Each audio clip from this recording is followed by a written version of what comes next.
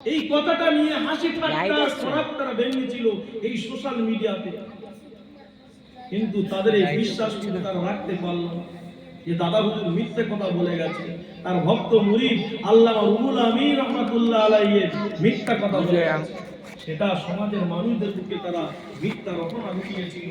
অর্থাৎ মুজাদ্দিদ জামানের এই কথাটা তারা অবজ্ঞা করে জুম কমাবো সোশ্যাল মিডিয়াতে আজ তারা একটু চুক্তি করে আছে। ভাইরা আমার বাবাজিরা, রাসূলুল্লাহ প্রেমিক আর প্রেমিক নয়, যাকে নোমানের রাসূল বলা হয়। কলকাতার মানিকতলা সুফি ফাতে আলী ওয়াইসি আমার মুজাদ্দিদ জামানের পীর, যিনি সুফি ফাতে আলী ওয়াইসি রাহমাতুল্লাহ আলাইহি, এনাকে নোমানের রাসূল বলা হয়। কেন বলা হয় জানেন? ইনি এত নবীর প্রেমিক ছিলেন, এতটাই নবীর পাগল ছিলেন। ইনি একদিন বলছে,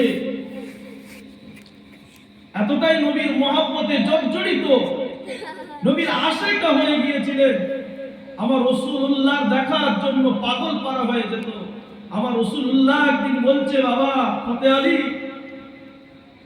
মন খারাপ করো না, আমি রাসূলুল্লাহ, আমি মাসে একবার করে হলো তোমার সঙ্গে দেখা দেব। সুফি ফাতে আলী ওয়াইসি রাহমাতুল্লাহ আলাইহি বলেছিল, না ইয়া রাসূলুল্লাহ, তাতেও মন খারাপ। বাবা সুফি ফাতে আলী, মন খারাপ করো না, আমি রাসূলুল্লাহ সপ্তাহে একবার করে হলো দেখা দেব, তাতেও সুফি ফাতে আলী ওয়াইসি না। বাবা ফাতে আলী, আমি রাসূলুল্লাহ প্রতিদিন আমি দেখা দেব, তাতেও মন খারাপ, তাতেও মেনে নিলেন না। বাবা ফাতে আলী, আমি রাসূলুল্লাহ কথা দিলাম, ও বাবা ফাতে আলী, ও আমার মহব্বত প্রেমিক, ও ফাতে আলী, আমি রাসূলুল্লাহ জানিয়ে দিলাম, বাবা ফাতে আলী, তুমি যেই মুহূর্তে আমাকে ডাক দেবে, আমি রাসূলুল্লাহ স্বয়ং মদিনাতুল মুনাওয়ারা থেকে তোমার কাছে হাজির দেব। জোরে বলুন না সুবহানাল্লাহ। এই জন্য ওনাকে নোমানের রাসূল বলা হয়। রাসূলুল্লাহর প্রতি এতটাই মহব্বত, রাসূলুল্লাহকে এতটাই ভালোবাসতো, রাসূল ছাড়া আর কিছু তারা চিনত না। আর রাসূলুল্লাহ সেই প্রেমিকদের ছেড়ে কি করে থাকবে? রাসূলুল্লাহ রূহানি হালতে সেই প্রেমিকদের কাছে কি আসতে পারে কি পারে না? এবার পারে কি পারে না? আরে রাসূলের প্রেমিক তো হতে হবে। রাসূলের প্রেমিক নয় তুমি, রাসূলকে ভালোবাসি মুখে বলো, অথচ তোমার চরিত্রটা রাসূলের পিছনে মুনাফিকি, দুশমনি, রাসূলের আদর্শ নীতিটা তোমার কাছে জঘন্য, রাসূলের সম্মানটা তোমার কাছে খুব ঘৃণার জায়গা। আর তুমি বলছো না, রাসূল তো শেষ হয়ে গেছে, বিদায় হয়ে গেছে, আবার কবর থেকে উঠে আসবে। সে অনেক কথা, কিন্তু আমি যে কথা বোঝাতে চাইছি, আমার রাসূলুল্লাহ ওয়াইসের প্রতি মহব্বতে সালামখানা সাহাবী ওমরে ফারুককে বলেছিল, বাবা ওয়াইসকে দেখার সাথে সাথে আমি রাসূলুল্লাহর তরফ থেকে সালামটা দিও। আল্লাহর নবী ওফাতের পরে হযরতে আবু বকর খলিফার আসন গ্রহণ করলেন। আবু বকর খলিফার আসন গ্রহণ করা শেষ হয়ে যাওয়ার পরে দ্বিতীয় খলিফা যখন ওমরে ফারুক রাদিয়াল্লাহু তাআলা গ্রহণ করলেন, আমার রাসূলুল্লাহ সেই জুব্বা মোবারক উপহারটা ওমরে ফারুক সাহাবীদেরকে নিয়ে এমনি করে তারা ওই ওয়াইস নামক ব্যক্তিকে খোঁজার জন্য রোম, পারস্য, ইরাক, ইরান ঘুরতে ঘুরতে ঘুরতে ঘুরতে কোথায় পাবো ওয়াইসকে, কোথায় পাওয়া যাবে, কোথায় পাওয়া যাবে, এইভাবে খুঁজতে খুঁজতে ও সোনার মানিকেরা, এইরকম তারা যেতে যেতে এক পাহাড়ের পাদদেশের সন্ধান পেল।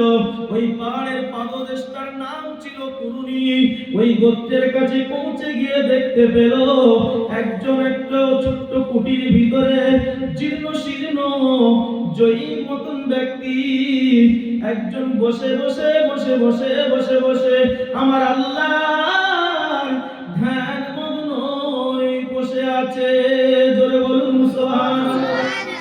ও জায়গায় সাহাবীরা পৌঁছে যায়, বুঝতে পেরে যায়, বুঝতে পেরে যায় আল্লাহর নবী সাহাবী উমরে ফারুক রাদিয়াল্লাহু তাআলা আনহু ডাইরেক্ট গিয়ে সালাম দিলেন, আসসালামু আলাইকুম।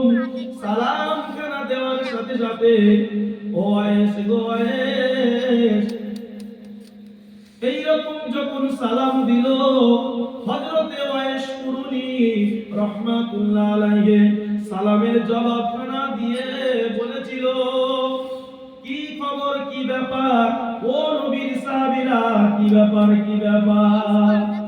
হযরতে ওমরে ফারুক চমকে যান, আমরা যে নবীর সাহাবী, আমাদের সঙ্গে তো কোনোদিন দেখা হয় নাই, সাক্ষাৎ হয় নাই, আমাদের সঙ্গে তো কোনোদিন মোলাকাত হয় নাই, আমরা যে রাসূলের সাহাবী, এই ওয়াইস নামক ব্যক্তিটা কি করে বুঝলো? জিজ্ঞাসা করে, আমরা যে নবীর সাহাবী, আপনি কি করে বুঝতে পারলেন? পরিজাত তোমরা মুমিনেরা, ওয়াইস নামক ব্যক্তি রাহমাতুল্লাহ আলাইহি জানিয়ে দিলেন, ও নবীর সাহাবীরা শুনে রাখুন, শুনে রাখুন, গোলাপ যে হবে ও গোলাপের রং দেখতে লাগে না, ও খুশবু গোলাপ প্রেমিকের নাকে অটোমেটিক লেগে যাবে। গোলাপ চিনতে গেলে গোলাপের রং দেখতে লাগে না, ও গোলাপের খুশবুটাই ধরে ফেলবে, যেটাই গোলাপ। তোমরা যে নবীর সাহাবী, আমার নবীর যে মধুমাখা, আমার নবীর যে ঘ্রাণ, ও নবীর সাহাবীরা, আমি ওয়াইস, তোমরা যখন আমার কাছে এসে পৌঁছালে, আমি ওয়াইস আমার রাসূলুল্লাহর মিশকে আম্বরের ঘ্রাণ, আমার রাসূলুল্লাহর সঙ্গে তোমরা মুসাফা করেছো, হাতে হাত দিয়েছো, আমার রাসূলুল্লাহর সঙ্গে ওঠা বসা করেছো, সেই মিশকে আম্বরের ঘ্রাণ যখন আমার পাশে এসে তোমরা দাঁড়ালে, আমি ওয়াইস আমার নাকের মধ্যে ধরা পড়ে যাও। আর একটু দূরে বলুন সুবহানাল্লাহ।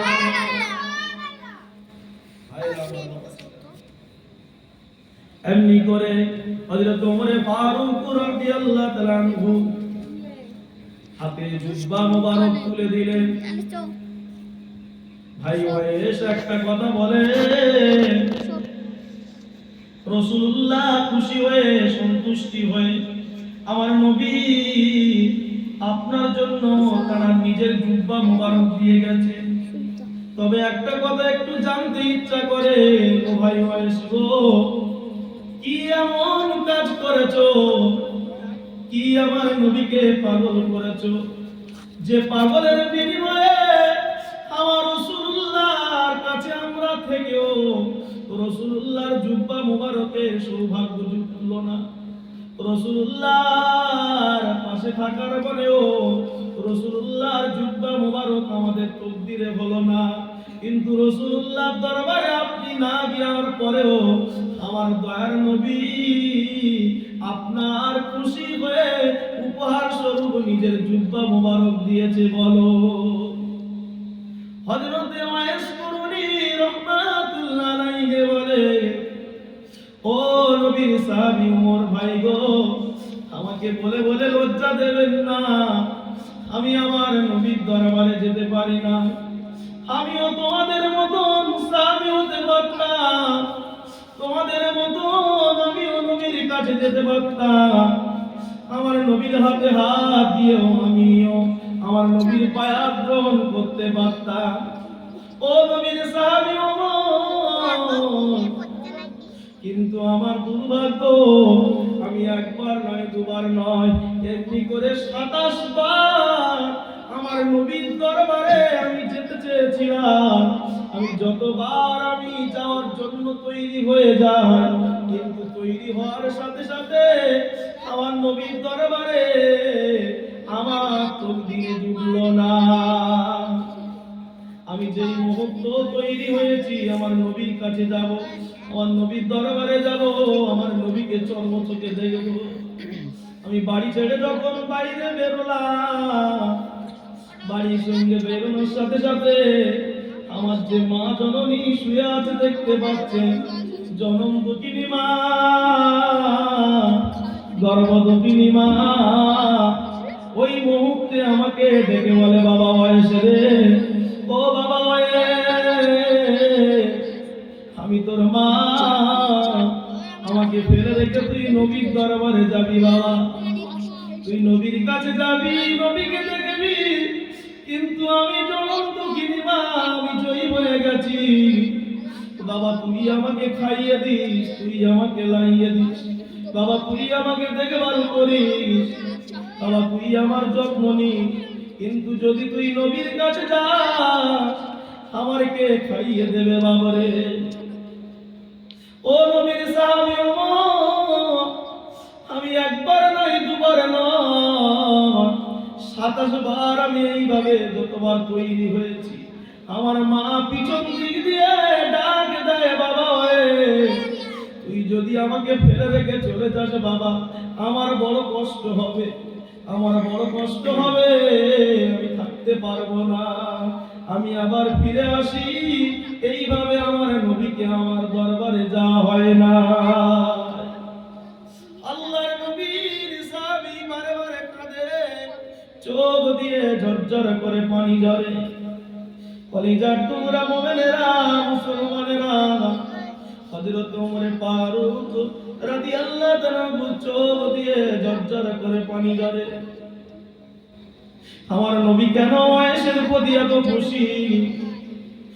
ওয়েস বর্ণনা করে, ও নবীর সাহাবী ভাই ওমর, আপনি বলেন বলেন বলেন যে মা জননী জনম দুঃখিনী আমাকে পিছন দিক দিয়ে এমন ডাকে, আমি এই জন্য যেতে পারি না, কারণ আমার নবী বলেছেন তোমার মা হলো জান্নাত, তোমার মা হলো জান্নাত, হুমা জান্নাতুকা ওয়া নারুকা।